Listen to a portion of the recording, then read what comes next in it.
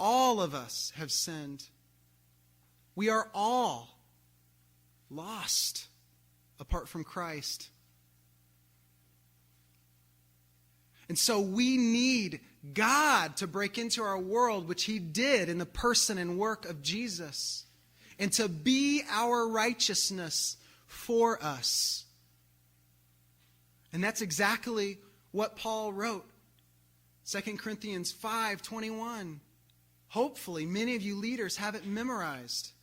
God made him who had no sin to be sin for us, so that in him we might become the righteousness of God.